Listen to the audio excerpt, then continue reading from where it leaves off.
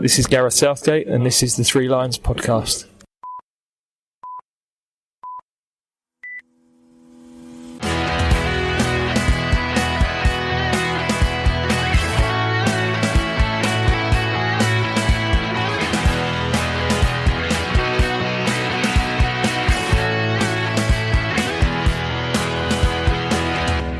Hello and welcome to the Three Lions podcast. My name is Russell Osborne and this is an independent England football supporters podcast. Thank you for joining me again. How are you? Excited? Nervous? Those warm-up games have passed. The squad has been whittled down to 26. We've got our flags ready. Euro 2024 is upon us. This is the preview episode. Now, I've decided to do this one slightly different to previous tournament previews. In this episode, I will be speaking to fans of all of our group opponents to get their feelings on it all and what they feel about playing England. Now, I've done it this way as I'll be coming back and forth from Germany, and I'm unsure of how much time I'll have for recording podcasts between the games. So Sani, Casper and Nick are all coming up soon. But first, I want to check in with our German England fan, Marco Kühnauer. Marco, you may remember, has been on the pod before. He kindly gave us a guide to the host cities where we'll be playing. He'd done that earlier in the year. It's still available on your podcast provider of choice. I think it's episode 300. I'm delighted to welcome him back to get the latest feelings from Germany. Hello, Marco. Yeah, hello everyone. Hello everyone to my English brothers and sisters. How are you? You well? Yeah, thank you so much. I am very well and I can't expect the next week. I think like the most English ones, the countdown has started now. That's right. That's less than a week to go. Lots of excitement, I bet. Yeah, for sure. Here in Germany, the atmosphere is really building up. And now I am on holiday for the whole Euro. And I spoke to my colleagues from, I planned everything for this big tournament. And everyone here is expecting a very, very huge and brilliant atmosphere.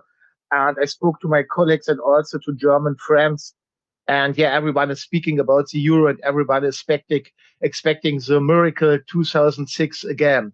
So hopefully the weather is also in a good condition, and then will be everything prepared for a big tournament here in Germany. Absolutely, because it's not just the people coming in, as we know from hosting a tournament previously. It's just like the economy for your own country as well, isn't it? And that feel-good vibe. Yeah, for sure. That's really, really fantastic that everyone is coming from all over Europe here to us in Germany, and everything is prepared. I think the traffic situation is very good organized here in Germany. Also, the places for the matches in every city are very good prepared.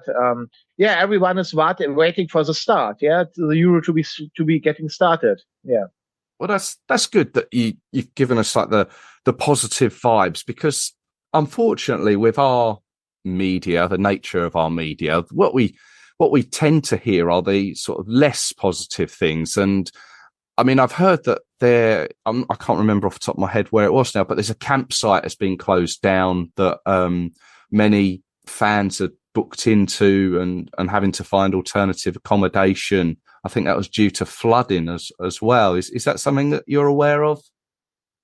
Yeah, I heard about it. I think also the campsite from the Scottish ones I read in the newspaper, but I think that's only minimum things here. I think the normal situation normally is very good and very good organized. And I'm also on a campsite for the group stage matches with my son. We are staying at the campsite near Gelsenkirchen, also near Frankfurt, and also near Cologne River. And yesterday I gave the advice to one of my good friends. He asked also for a accommodation on a campsite, and he was getting one between, I think, 3 minutes. I gave him the website advice, and within 3 minutes he told me, hey, I booked everything and we're on the same campsite like you. So it's perhaps one, unfortunately, mistake from one organization, but normally everything is fine here. Yeah, that's good to hear. I did see you mentioned the host cities, Gelsenkirchen, Frankfurt and Cologne. A little while back, there were video messages from each of those cities' mayors, I think it was, or the local MPs, representatives, welcoming England fans to each of the cities. Yeah, for sure. The situation here in Germany isn't so like some English newspapers are writing about it. Normally, the situation between the Germans and the English ones are very, very fantastic and very good. And every city who's hosting English fans can't expect it to have them in the city, because they are also, you must say it, they bring a lot of money, they are drinking a lot, yeah, and that's absolutely fantastic, and everyone want to join a little bit of the big economy advantage. So everyone is waiting for the English ones. I think there will be upcoming no problems or something like that. I think everything will be fine. Yeah. Any last minute issues you think might be, oh no, I haven't got that done yet? No, I can only say we hope for very good weather. We hope for very good weather conditions, and that would be very important to have a good tournament. And yeah, then we will start the Euro and we will see what will happen, and hopefully with a happy end for England. And yeah, what I can say is a lot of Germans are talking about the final. The big wish from everyone would be the final from 1966, Germany against England at Berlin, and that would be a miracle, which would be write history in the books of football. Yeah. Well, I mean, we're talking just the morning after Germany had beaten Greece and England had lost to Iceland. I wonder if that is a possibility now, a final between England and Germany. Yeah, I wouldn't evaluate it too hard that England lost yesterday against Iceland, because I think it's the one thing to play fantastic and a friendly, yeah, and everyone is chanting and saying, oh, what a great team and fantastic, and now we are the upcoming European champion, and in the tournament you get crashed.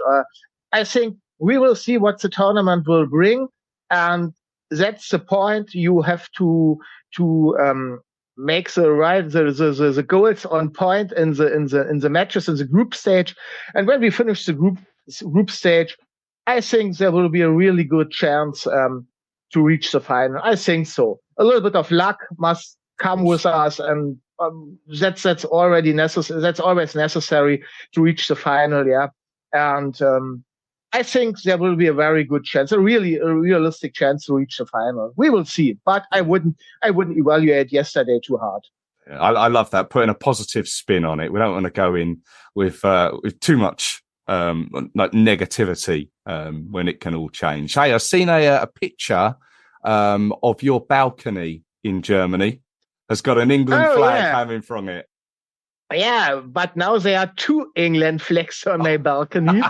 Yeah. My lovely wife Heike said, hey, Marco, one flag isn't enough to represent England in our German neighborhood. You have to put on a second one. And yesterday I put a second one, a bigger one on my balcony and on our balcony. And now my German neighbors will love me even more. No one said anything yet to you, have they? No. They know me. They know me. And there's a little lucky story. I lost my keys. Yeah, 2 weeks ago I lost my keys from my house, and everyone was on my keys, on the ring with my keys, and I lost it on the street. And one German neighbor came to us on the street and said, "Hey, that must be your keys." And I said, "Okay, but how did you know about it? There was an England figure on your keys, and here's only one English supporter in our German neighborhood. That's you, Marco." And so I was sure that's your keys. And I was so happy and so thankful. And I said, thank you so much. And I thank God that I'm an English supporter, because otherwise it would be very expensive for me to get new keys. And that's the story from 2 weeks ago. Yeah. Oh, I love that. I love that. There's got to be some sort of line about you getting back into your home there along the lines of it's coming home. It's coming home, yeah. Oh, Marco, I mean, is there anything else that you want to add? I want to say to everyone who's coming to Germany from my English brothers and sisters, if you need any help, I said it in the last podcast as well. If you need any help, any assistance, I also told all my English friends and mates, don't hesitate to contact me, because I know Germany very well. If you have any problems or struggling into something, you don't know what could happen here in Germany. Yeah. Don't hesitate to contact me. I can organize also even lawyers or something like that, or even medical help. So I can give any advice to everyone. Don't hesitate to contact me. I will always try to help you and to assist you. That's a great gesture. I mean, what's the best way to do that? Social media? Do you want to give you a social media handle? I think the best is via Facebook or via Instagram. Instagram is the best solution, because Instagram is a free one. I have a commercial Insta account, and so everyone could send me a message, no problem. Instagram, my name is personal, and then underline, then coach, underline Marco. Also personal, underline coach, underline Marco. Because I have only one Insta account, that's my business Insta account. And so everyone can send me a message and can say, hey, I heard you on the podcast from Russell, and please give me any advice. That's great. And just remind us, have you got tickets for the games? Yeah, for sure. I have tickets for the games up to the final, yeah. Lovely. Marco. Lucky-wise, yeah. Yeah. Thank you very much for your time. It's always appreciated. It's always good to catch up with you. Thank you so much. And I want to say, I'm very proud that I could be part of the big English family. I really appreciate it. We love you. We love you. Thank you.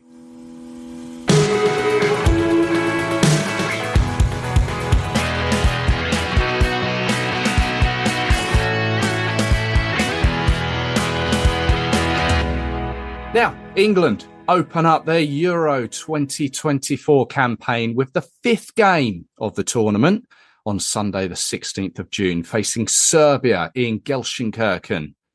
We've not met before, so we've not got no history to go on.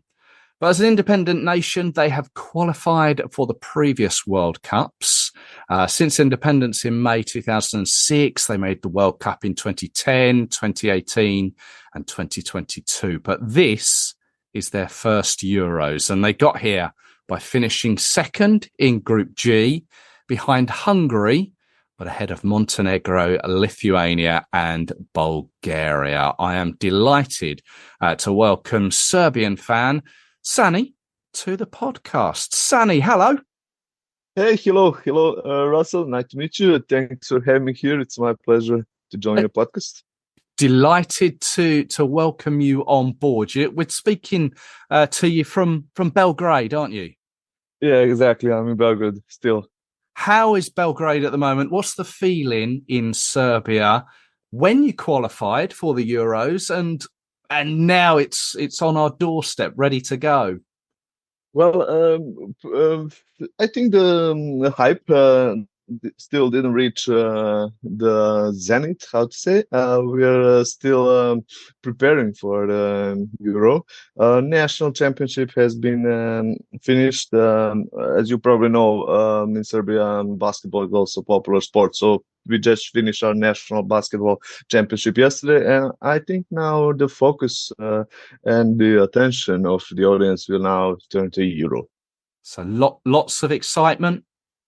It can be felt. The guys who already got tickets are preparing. The other one are planning where to watch the games. But it's getting up. The hype is getting up. Yeah. You say about people who have got tickets. Have you yourself got tickets? Yeah, I got for the first game against England. I'm looking for the second one against Slovenia. But I'm probably not going to Denmark because I have to work there. Yeah. Will a lot of Serbians be travelling? Well, yes, but it was very hard to find a ticket. As you know, we have a lot of people living and working in Germany, Serbs. So they probably found a way to get a ticket also. And I do expect a lot of Serbs in the games. But I don't know, for a match against England, of course, I expect English fans to be in majority on that one. But we're hoping for more people against Slovenia. Okay. Well, let's touch on that England game and the group in general. How do you feel Serbia will do in the Euros? What are your expectations? Well, having in mind our previous championships, it's not easy to be an optimist. However, we are optimists. To be honest, the most important game for us is not against England. Our main match is against Slovenia. I think what we do in that one, that will determine the outcome for us on this Euro Championship. If you ask me about England, I don't know what to expect. I have checked the history. We haven't played recently. I think we have some friendly games, but we haven't beat England for 56 years, as I could see. It was last time in 1968, I think, European Championship semi-final. It was 1-0, but since then we have only draws and lost. Anyway, it's a big quality difference between our two teams, so we're not like hoping to win. We're hoping for the draw. But anyway, it's going to be good fun. Nobody will going to miss that game. But the main battle for us is waiting in the second match. So match Serbia against Slovenia is really important for us, like a final. And what we do there, it will determine the outcome probably against Denmark. If we win, we have a lot of chance to do something against Denmark. If we lose, probably morale is going to drop. So I don't know. It's hard to estimate, but... yeah. No, There's one interesting fact your viewers probably don't know. Last time we played in Gelsenkirchen, that was 20 years ago, almost 20 years ago, in World Cup 2006 against Germany, and that was a really disaster for us. We lost 6-0 against Argentina, so we don't have good memories of that city. Some of the fans said, "I'm not going there. It's a cursed city, Gelsenkirchen." Well, let me tell you. The last time England played in Gelsenkirchen was that World Cup 2006, and we lost to Portugal on a penalty shootout. Oh, okay. So we both have that experience. Yes. Well, maybe it'll be a draw. Who knows? Just to even it out a little bit. Yeah, we're good with the draw with England. Yeah. I must admit, I'm a little concerned about Serbia as an opening game. England aren't renowned for winning many opening games, and I think Serbia could be a tough start for us. But we're hoping for that. We're actually hoping for that. But as I said, we're not optimistic because we have bad. We're not in a good shape, you know. For example, just 2 days ago, we lost Austria, like friendly game, but we played really bad. So we kind of feel like we're not ready for the big game yet. And I don't know, draw would be perfect for us, as you mentioned. Okay. I mean, you mentioned just a moment ago about playing back in was it 1968 Euros? That was when... yes. When 56 years ago, as Yugoslavia, am I right in saying? People probably don't know. We first been in Yugoslavia since 1945, and after that we changed names a couple times. So there was Serbia, Montenegro, and now we finally play Serbia. So if you see the results of Yugoslavia, that's us. Yeah. Well, your manager, Mr. Dragan Stojkovic, I remember him playing for Yugoslavia in the 1990 World Cup. Italy, yes, of course. Italy World Cup. He scored against a couple of goals, I think it was, against Spain. Spain, 2 goals against Spain, yes. One from the free kick and one from the cross. Is he a positive manager? Is he liked by the Serbian people? Well, I personally do support him. I mean, I'm a Partizan fan, but he's a legend of Red Star. You know, there's a big rivalry between our two teams. But I do respect him as a great player. And when he took over the national team, I was really glad. And he didn't miss championship after that. He took us to Qatar. Now again here. Last time again in Russia, he was not. Yeah, he was not. Our coach in Russia. That was the other guy. But there are, opinions are always divided regarding this matter. But I think he's an experienced player. He play entire career on the highest level. He finished in Japan. He was also coach in Japan, and he was also coach of Red Star. So he has experience, and he does have that charisma, which is necessary to lead the team. Yeah, of course. We've talked manager. Let's talk some of the players. Some of the players will be familiar to English supporters. Believe, yes. The likes of there's the goalkeeper, I believe. Is it Dorde Petrovic at Chelsea, Fulham's Sasa Lukic, and Fulham fans, of course, know Alexander Mitrovic, of course. He plays in Saudi now, I believe. He plays to Al Hilal now. Well, our major, yes. Sorry for interrupting. You meant to ask. That's okay. Mitrovic is a main star in our team. Right. Maybe not the best player, but we expect the most from him. He always gives his best at the games. If Dusan Tadic has his day, we can hope for something. He's a key player for our team. Personally, we don't have many stars like you do. You're full of stars, but I think we most hope for the Mitrovic and Tadic to have their day. Any up and coming stars that might be a surprise? Maybe Lukic.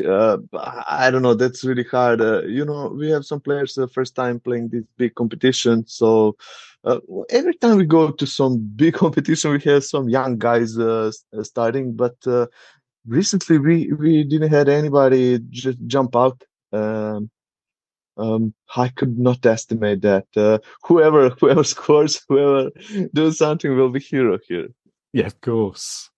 As they say, lots of Serbian supporters going to Germany, and you mentioned the big game in Serbia. Is it Partizan against Red Star? Yes. Red Star. I've not experienced that game, but I've seen it obviously on YouTube, and the atmosphere there is amazing. Can we expect Serbian fans to make a lot of noise and a real spectacle? It's kind of different when the national team plays and when the Red Star and Partizan play. In Serbia, it's a little different. In past years, we've been disappointed by the results of national team. And also, fans of Red Star and Partizan never go together on those games like maybe in some other countries. It's different atmosphere. It's never like on derby. Derby, I mean a match between Partizan and Red Star. I don't know the reason. We don't even have songs which we could sing together with Red Star fans. It's just like basic cheering, like Serbia. So the atmosphere never reached the level when the derby is going on. Understand. I believe that you've got some English friends that you're hoping to meet up with. Absolutely, yeah. I must mention John, one of my best fan friends from abroad. Actually, the best one. Every time there's derby in Belgrade, he bring some friends here. We welcome him on South Tribune on both Partizan game. And hopefully I will meet him in Gelsenkirchen. It's a great chance to be together. Well, likewise, I'll be there as well. It'd be good to say hello and shake your hand and thank you in person. Absolutely, Russell. I'm looking forward to it, and thank you for having me here. It's a great podcast, and I'm glad to be part of it. You're most welcome. Enjoy the tournament. Thank you. Thank you, and good luck also.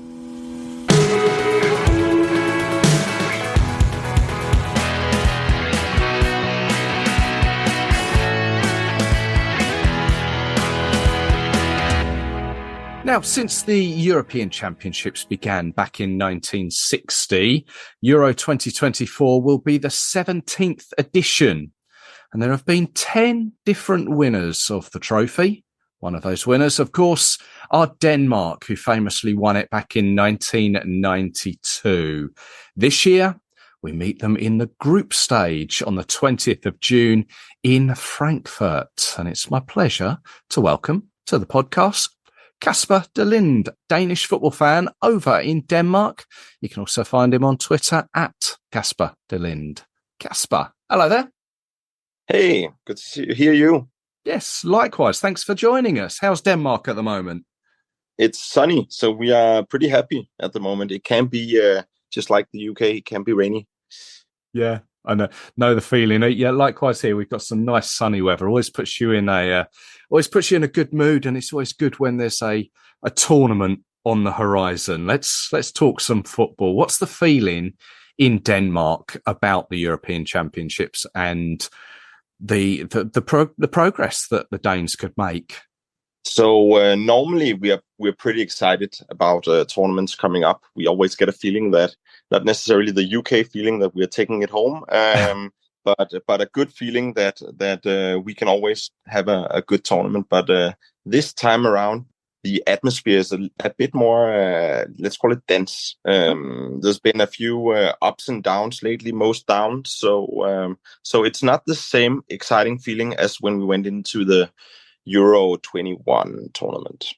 Okay. What sort of reasons are they? What players, manager? Yeah.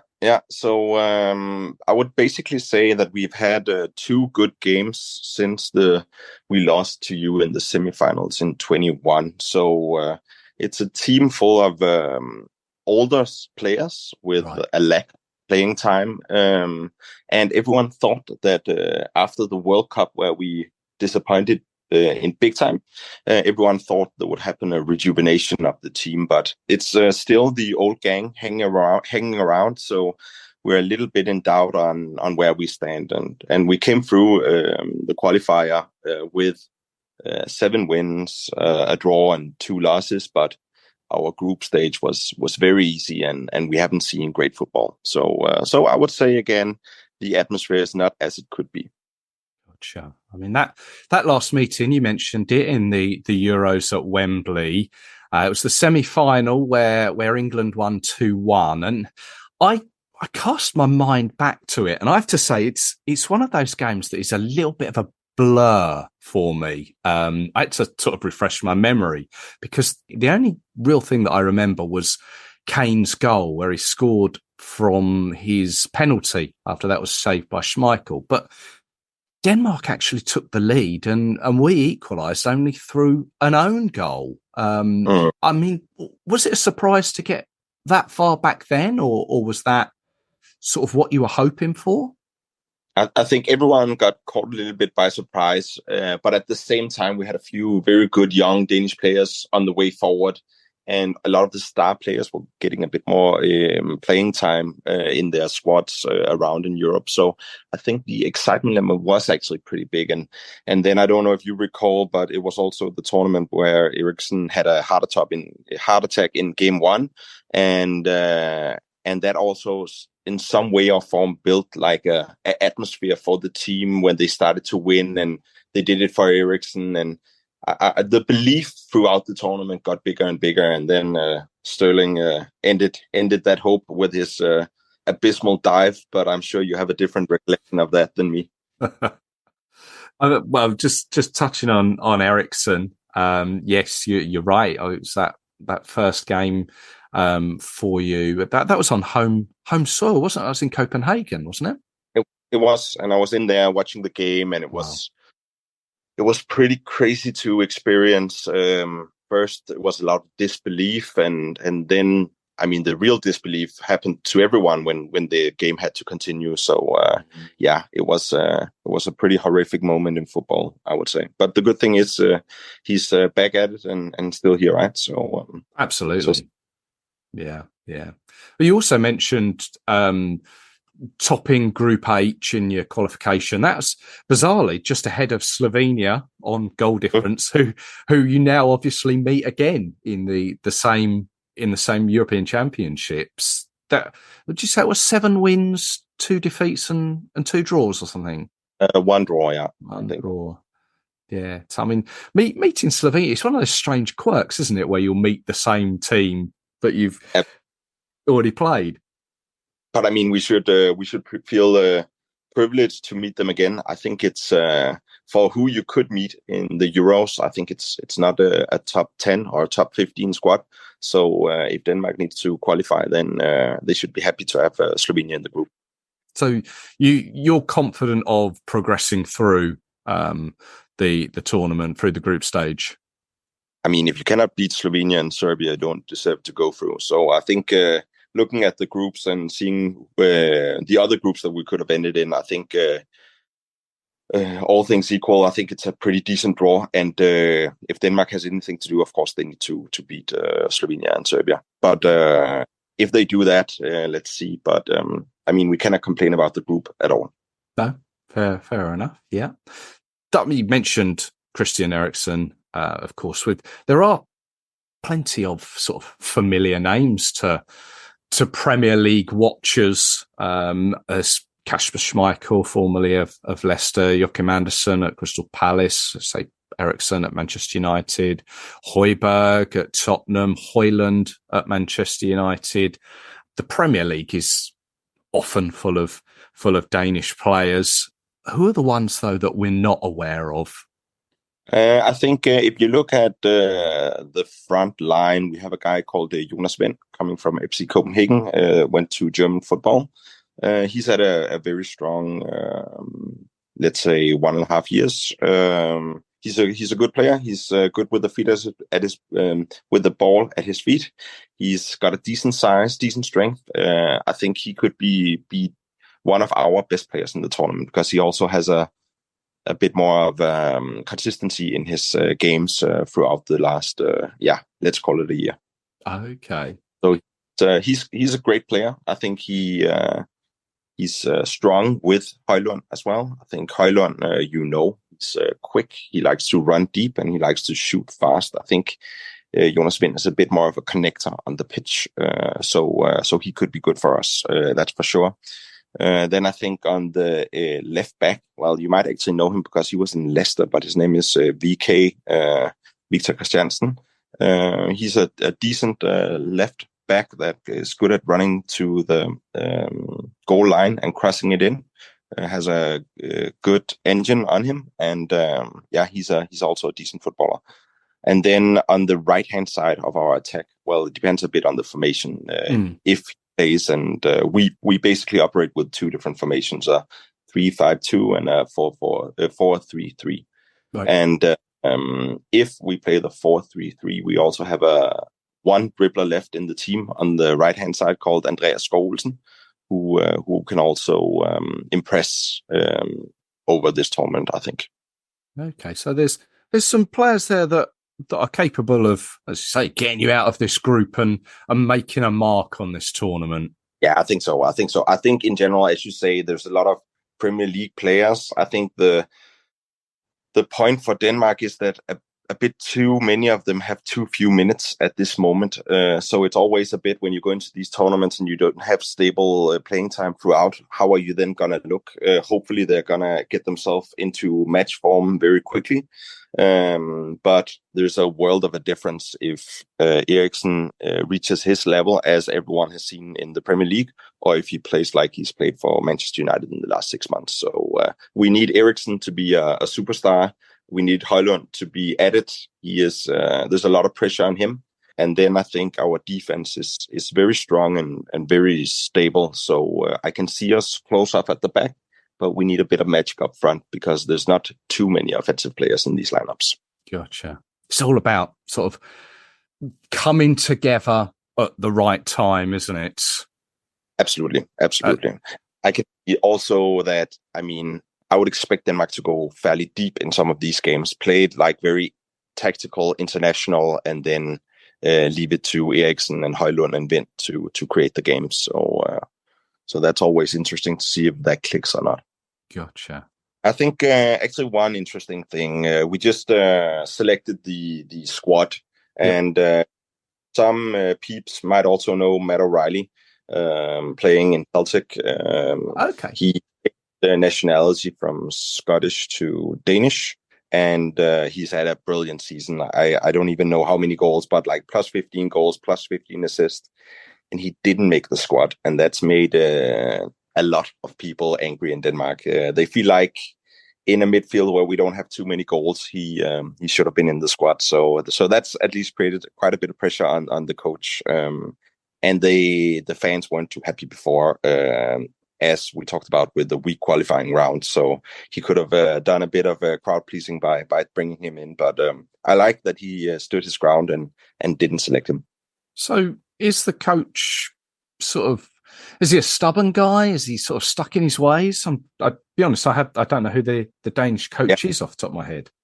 Yeah, so his name is Casper, and I'm actually a big supporter of the teams that he trained before FC Nordsjælland. So I'm probably the wrong guy to ask. I'm extremely biased, but I think the haters of him will say that he's taking squads into the team that are out of form, and he's playing the formation and not the players. I think I would turn it around and saying he's a guy that believes in his principles and wants to make them work. So I think that's the flip side of it. So there's no doubt in Danish media he has quite a bit of pressure on him, and it might be his last. It will most likely be his last tournament, but you could definitely say he's stubborn as well. Well, we shall see how far he goes and if he can go out on some sort of a high. What did you say? Was it a quarterfinal or a semi-final would be probably as far as you think Denmark could go? I think if everything goes perfect, then it's a quarterfinal kind of thing. But you never know when it's in playoffs. Then your hopes start to go up. But I could also see us play group stage, go into the first round of the playoff leg, and then end the tournament there. It can go so many ways, can't it? Absolutely. As I mentioned, it all coming together at the right time, because that was pretty much what happened back in '92, wasn't it? Do you remember '92?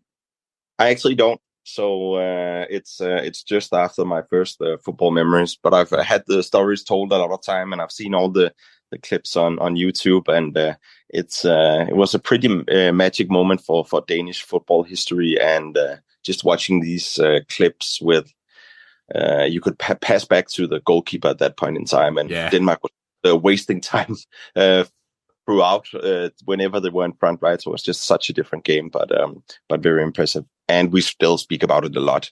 And I don't think it creates pressure to necessarily go back and win it again. I think Danes are pretty aware of where they are in the food chain of football. So I think if everyone sees it all coming together, it could be good. But I don't think anyone expects us to go, let's say, semifinals for that sake. Yeah, that's interesting that you find it doesn't provide pressure, because I mean, some of the players there that won that tournament, are they now sort of TV pundits? Are they giving their sort of two pennies worth on the current team at the moment? Yeah. Sure, but it's very different to the UK pundits. I think the pressure from the UK pundits is completely different to the Danish ones. Right. Here we are more laid back. It's a bit more, but again, it's back to the food chain talk, right? Yeah. UK has a team that the pressure should be on them to be a top 4 team every single time.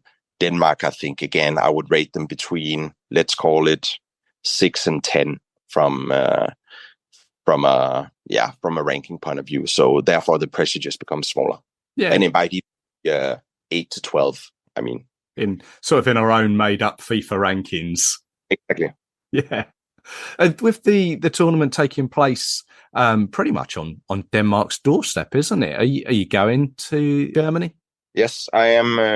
I've just secured tickets for the first and the last game. So that's going to be a good road trip downwards to Germany, and we're still looking for a bit of accommodation and stuff like that. But the tickets are secured, and I also have a season ticket for the Danish national team. So I watch quite a bit of the games.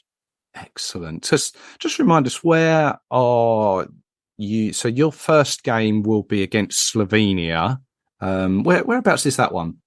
Oh, I'm actually not sure. I think we have one game in Munich, and I don't even know where the other game is yet. We're just going to put it into the GPS at some point, and then let's go. That's a proper road trip. I love that. Is that family or friends? It's friends. So so it's going to be 4 of us on the first trip, and I think we're going 8 of us on the second one. And as you can hear, I'm not the planner in this group. I'm just tagging along. I love that. So, but no tickets for the England game. No, it's a bit of the family life dynamics kind of thing. I actually just got offered a few tickets, but I had to prioritize family as well. I think they would like me home. Yeah, well, you can save a few up for the next round. Yeah, exactly. Casper, thank you very much for your time. Really appreciate it. Safe trip over to Germany, or safe trips over to Germany. Enjoy it, and we shall see how it all pans out. Thank you very much, Russell.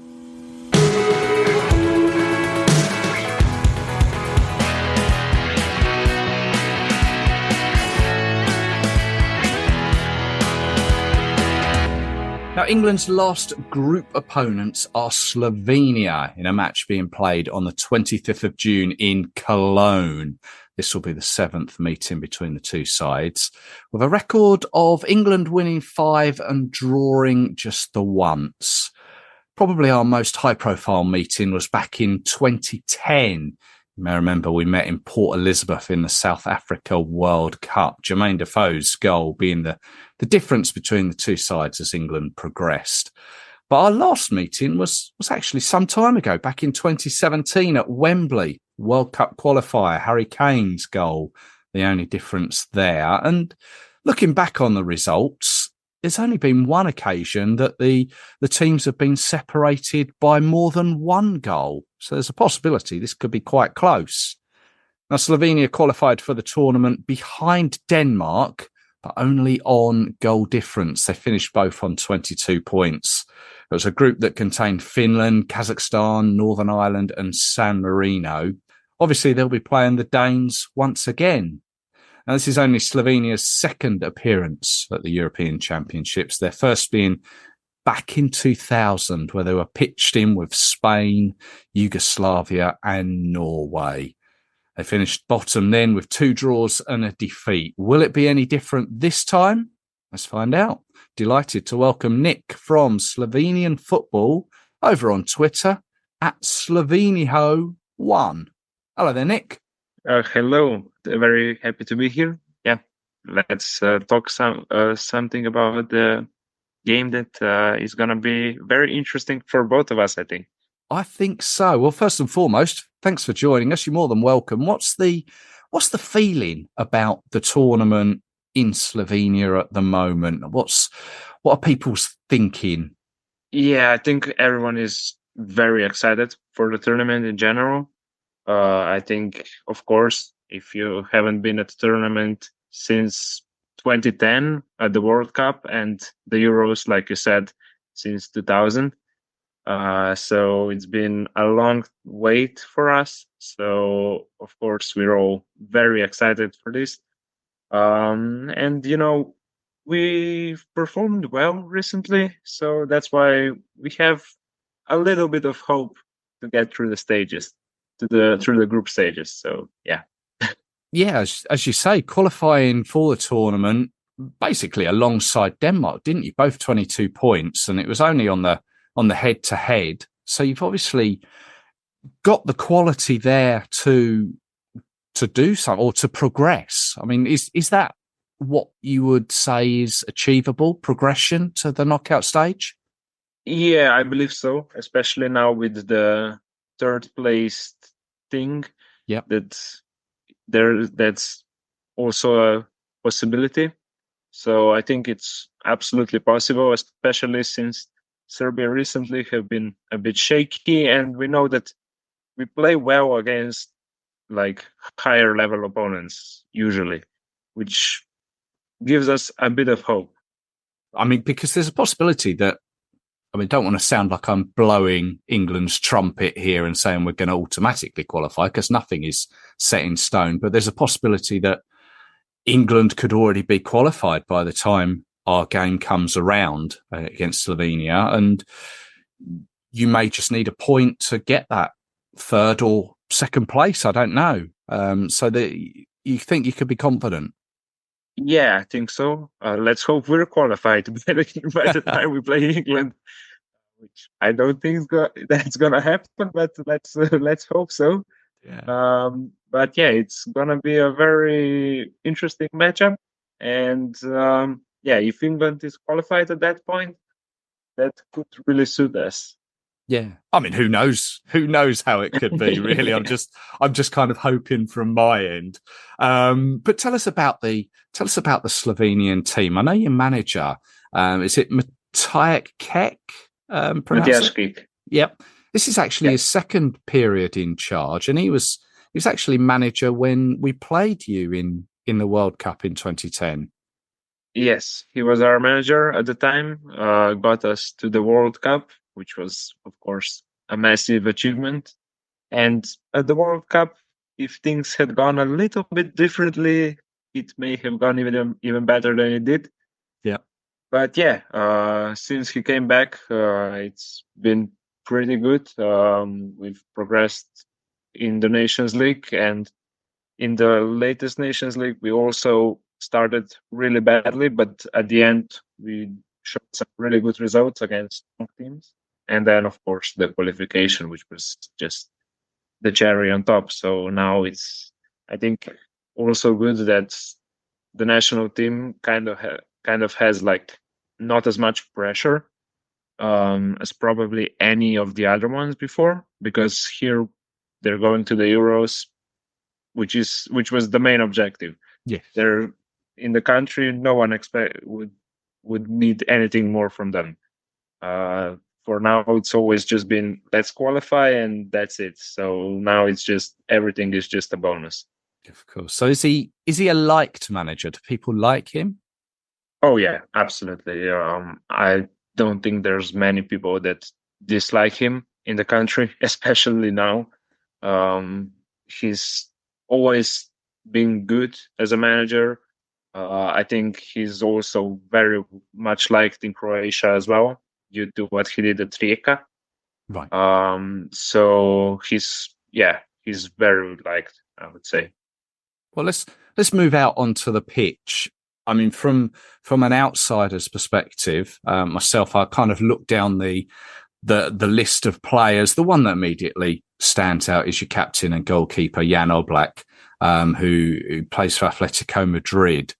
He's quality goalkeeper, quality player. It's surprising actually that given the sort of the status of the Premier League, that there aren't more Slovenians playing over here. So kind of looking down at it, I'm going, oh, do you know what? I don't recognise so many players as maybe I should. Maybe I'm not educated enough.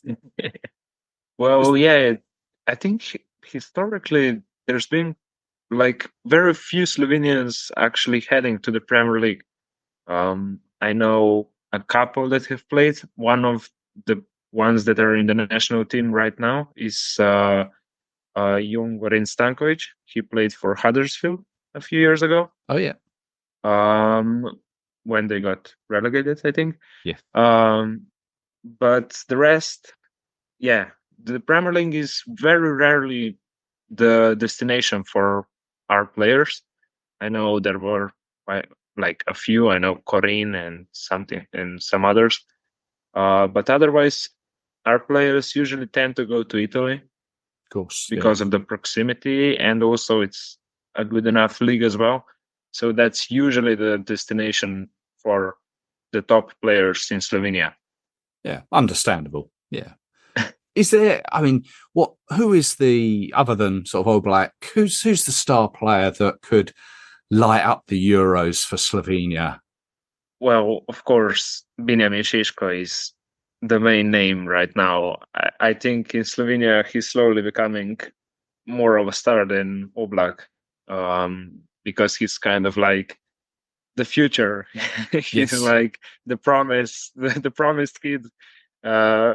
If he doesn't perform, then we're in trouble in the future. Yeah, he's been in really good form recently as well for Leipzig in the Bundesliga. I think he scored 6 goals in the last 6 games or something like that. Yeah. So yeah, he's the guy that we're all putting our hopes into, and especially since almost every time he's been on the pitch, he's performed for us as well. He's probably also, he is on track to break the goal scoring record for the national team as well, already at this age. So yeah, he's definitely the second guy next to Oblak that should or could carry the national team wherever we'll see it goes. Yeah, well, maybe we'll see his name on the score sheet. Maybe in the games against Denmark and Serbia. Maybe not against England. Well, let's hope that he's on the score sheet in all 3. But yeah, I get that from your perspective, of course. Are you going to the tournament, or where are you going to watch the games? Yeah, I'm going to the tournament for the 3 group stage games, at least. The rest, I'm not sure yet. But I have the tickets for those 3 games, so I'm going to be at those for sure. And the rest we'll see. So, yeah. Are there a lot of Slovenians going over to Germany? Can we expect to see I'm trying to think of the colour of the shirt now. Is it green? This time it's white and the away is blue. Oh, blue this time. I was going to see a lot of, it'd be interesting when England play Slovenia. I'm not sure who the home nation is. What one of us will be wearing white and the other will be wearing blue, I guess. Yeah, I guess so. Yeah. Yeah, there will be a lot of fans. It's very close. I mean, the England game is probably the furthest away for our fans, but still, I think all the tickets, of course, sold out for our sector, so it's gonna be full and there's gonna be a lot of fans. But I think not as many outside the stadium as there will be in Munich as well. The game against Serbia, there will be probably another stadium of fans just outside or in Munich, just to be there. Wow. What about in Ljubljana? Is there going to be sort of fan parks or a big screen in the city centre there for people to watch the games? Yes, there will. In Ljubljana, there will be at one of the main squares, and then also in Maribor, and I believe also at the coast in Koper, I believe. They've already published that, so there will be public places with a big screen. So there will absolutely be loads of people watching at the time as well. You get that sort of tournament feeling as in the summer and everyone getting together. Yeah, absolutely. Excellent. So are you going to put your hat on the line and say that you will progress from the group and into the knockout stages? I'm going to say we're going to finish at least third. Right. And we'll see. Tell us just quickly about the Twitter account, Sloveniho #1. How long has that been going? That's been going now for, I don't know how many years. 4 years, I think. I know I started doing it a bit more regularly when Mura were in the Conference League when they beat Tottenham. Right. I was at that game as well, so let's hope the Slovenia versus England finishes in the end like that game finished. Yeah. I remember that. So yeah. So yeah, it's been going on quite a while now. But yeah, now the Euros, it's gonna be probably crazy. Yep. On there as well. Good stuff. Well, I wish you all the very best with it. Enjoy the tournament. I may see you out there. I've got your details. I'll send you a message and maybe we can just say hello before the game. Sounds good. We can grab a beer or something. Yeah. Always good with me. Nick, thank you very much for your time. And yeah, thank you for the invitation, and you enjoy it as well.